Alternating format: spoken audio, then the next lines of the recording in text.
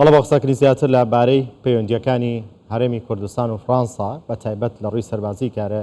فرانسا یەکێکە لە وڵاتانی لە نێو هاوپەیمانێتی نێودەوڵەتی دژی داعشە و هەروەها ڕاوێژکار و سەربازی لە هەرێمی کوردستان هەیە لەم بارەیە گفتوگۆکەین لەگەڵ بەڕێز فەریق جەباریاوەر شارەزای سەربازی و ئەمینداری پێشووی وەزارەتی پێشمەرگە لە سلێمانیەوە لەگەڵماندایە. بەڕێز فەریق جەباریاوەر سڵاوتان لێ بێتۆم کاتتان باش. بڕیار ئەمڕۆ وەزیری بەرگری فرانسا بێتە هەولێر لەگەڵ سەرۆک بارزانی و هەروەها سەرۆکی هەرێمی کوردستان دیدار و کۆبنەوەی هەبێت. ئەم سەردانە تا چەند گرنگە بۆ هەرێمی کوردستان؟ سڵاو لە ئێوەی بەڕێز لە گشت بینەرانی بەڕێز لە هەموو هێزی پێشمەرگە و کە سوکاری شەهیدان و کەم ئەندام بووەکان و بێسەر و شوێنەکان دیارەوەکو لە راپۆرتەکەی بەڕێستان باستان کرد. بێگومان فەڕەنسا پەیوەندیەکی لە مێژینەی لەگەڵ هەرێمی کوردستان هەیە لە هەموو بوارەکاندا، لە بواری دیبلۆماسی، لە بواری پەیوەندی ئابووری، لە بواری پەیوەندی ڕۆشنبیری و کللتوری. و ئەم پەیوەندی وەکو ئاماژەتان پێدا زیاتر لە 30 ساڵە، یعنی لە کاتی سەرۆکایەتی میتران هەتاکو دەگاتە ماکرۆن، یعنی بە بەردەوامی سەرۆکەکانی فەڕەنسا پەیوەندی تونوتۆڵیان لەگەڵ هەرێمی کوردستانە هەبووە و پشتیوانی دۆزی کوردیان کردو لە هەموو ئەو قۆناغە مێژویانەی کە هەیە و بە تایبەت لە شەڕی دژی تیرۆریستانی داعش. بۆ زانینی هەموو لایەک کە یەکەم تیمی سەربازی بەر لەوەی هاوپەیمانەتی نێودەوڵەتی شەڕ دژی داعش دروست ببێ، تیمی سەربازی فەڕەنسی گەیشتە هەرێمی کوردستان. هێشتا لەو کاتەدا هێشتا داعش بەرەو بەغا دەڕۆشت، یعنی هێشتا پەلاماری سنووری هەرێمی کوردستانی نەدابوو. ئێمە سەرەتای ئەوە بوو کە میحوەرەکانمان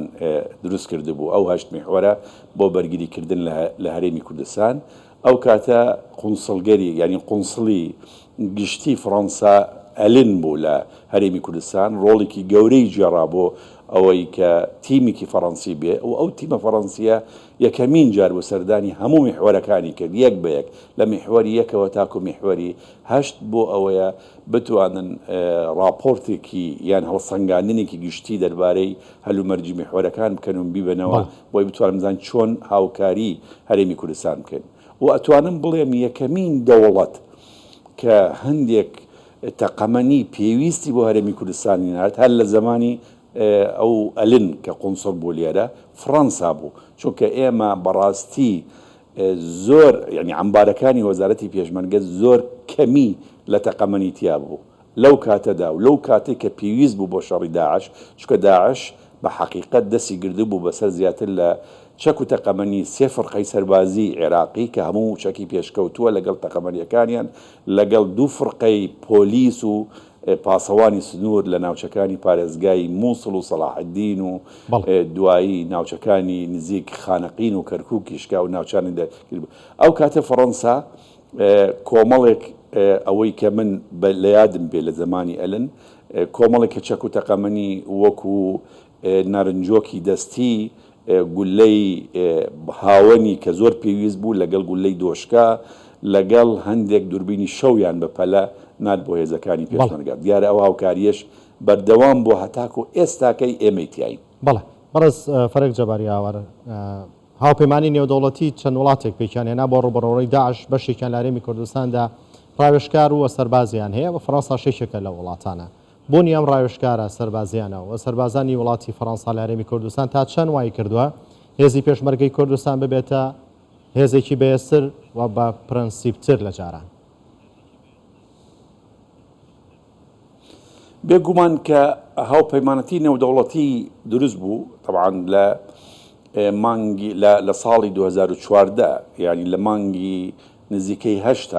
هاوپەیمانەتی نێودەوڵەتی نێوان زیاتر لە 61 وڵاتی دنیادا بە سەرۆکایەتی ئەمریکا بۆ شەڕ دژی داعش لەو کاتەدا. فەڕەنسا یەکێک لە وڵاتانە بوو کە بەشدار بوو. یەکسەر فەڕەنسا جگەل لەوەی پێش هاوپەیمانەتەکە وەکو باسم کرد ڕۆڵیان هەبووە، بەڵام فەڕەنسا کە بۆ ئەندام لەو هاوپەیمانەتیە نێودەوڵەتیە ئەوان تیمی ڕاوێژکاریان نارد بۆ هەرێمی کوردستان لەگەڵ هەندێک لە هێزە تایبەتەکانیان کە بە سپێشال فۆرسس ناو دەبرێت ناردە هەرێمی کوردستان. جگەل لەوەش بەشداریان کرد لەگەڵ هاوپەیمانەتی نێودەوڵەتی بۆ دابینکردنی فڕۆکەی پێشکەوتووی میراج بۆ بۆردومانکردنی بنکە و بارگاکانی داعش و بۆ پشتیوانیکردنی هێرشەکانی هێزەکانی پێشمەرگە و هێزەکانی سوپای عێراق لەو کاتەدا جگەل لەوەش ئەوان بڵێن فڕۆکەی تایبەتی چاودێری ئاسمانیان دابین کرد بۆ بەردەوام فڕین بەسەر ئەو ناوچانەی کە داعشی لێبوو و کۆکردنەوەی هەواڵ و زانیاری دەربارەی بنکە و بارەگا و جموجۆڵیان و پێدانی بە هێزەکانی پێشمەرگە و هێزەکانی سوپای عێراق و یەکێک بوون لە وڵاتانەی کە تیمی مەشق پێکردنیان هەبوو لە هەرێمی کوردستان بۆ مەشقکردن بە هێزەکانی پێشمەرگە لەگەڵ تیمی ڕاوێژکاری دیارە ئەمانە هەمویان ڕۆڵی زۆر زۆر گەورەیان بینی بۆ پێشخستنی توانەکانی هێزی پێشمەرگەی کوردستان کە وەکو زانیمان لە سەرەتادا بەهۆی کەم و کورتی و شارەزانەبوون لە چۆن شەڕکردن لەگەڵ گروپێکی نوێی چەکداری تونڕە و کە ئەوان جۆرەها چەکیان و بە ئاگریکی زۆر بەکارهێنا و بە جگەل لەوەش مەسەلەی خۆتەقانەوە و بۆم ڕێژکردنی ئۆتۆمبیل و ئەوانەی کە بە حقیقت بۆ ئەو کاتە بۆ هێزی پێشمەرگە شتێکی نوێ بوو یان شەڕکردن لە ناو شارەکانە ئەو هاوکاریەی فەڕەنسا لەگەڵ تیمەکانی تری هاوپەیوەندی نێودەوڵەتی ڕۆڵ و کاریگەریەکی یەکجار زۆری هەبوو بۆ ئەوەیە کە هێزی پێشمەرگە بتوانێت بەر لە هێرشەکانی داعش بگرێ و ئەو ناوچانەی کە پێشتر کەوتبوو نەژێر دەستی داعش ڕزگاری بکات لە داعش. بەڵێ هاوپەیمانی نێودەوڵەتی چاوێکی زۆریان لەسەرەوەیە کە هێزی پێشمەرگەی کوردستان ڕێک بخرێتەوە و یەک بخرێنەوە بۆ ئەمە تا ئێستا چی کراوە پێویستە چی بکەین بۆ ئەوەی هەنگاوەکانی خێرا بکەین؟ بەڵێ طبعاً جگەل لە هاوکاریکردنی هێزەکانی پێشمەرگە لە ڕووی مەشق و لە ڕووی ئاسمانیەوە و لە ڕووی هەواڵگریەوە لە ڕووی زانیاری هەواڵگریەوە و لە ڕووی چەک و تەقەمەنیەوە و پێویستی جەنگیەوە و تەنانەت پێویستی پزیشکیەوە کە ئەڵمانیەکێک لە وڵاتانە بۆ ڕۆڵی گەورە بوو بۆ مەسەلەی پزیشکی هاوکاری هەرێمی کوردستان ینی هەموو ڕوانەی کە هاوکاری بەڵام ئەوانیش بە هەمان شێواز ئێمە کە من ئەو کاتە ئەمینداری گشتی وەزارەت بووم لە وەزارەتی پێشمەرگە ئەوان ئێمە پرۆژەیەکمان ئامادە کردبوو ئەو کاتەی بەڕێز جەنابی کاکەریم سینجاری وەزیری پێشمەرگە بوو بۆ وەکالەت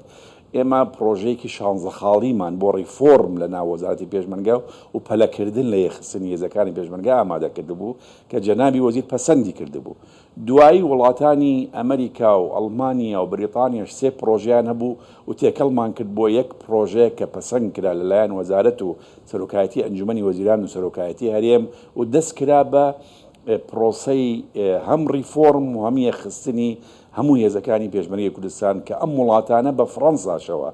ڕۆڵی گەورەیان بینی لەو پرۆسەیە بەڵام حقیقەت یعنی لە سەرەتادا پرۆسەکە زۆر خێرا بوو بەڵام لە کاتی شەڕی داعش پرۆسەکە تۆزێ خاو بۆ لەبەر ئەوەیە کە هەموو هێزەکانمان لە شەڕ دژی داعش بوون لە دوای ساڵەکانی 2018ەوە پرۆسەکە بە جددی دەستی پێکرد و بەڕۆبەرایەتێکی چاکسازی لە وەزارەتی پێشمەرگە دروست کرا و بە پەلە وردە هێزەکان خرانە حاڵەتی یەخستنەوە بەڵام بە حقیقەت هەلومەرجی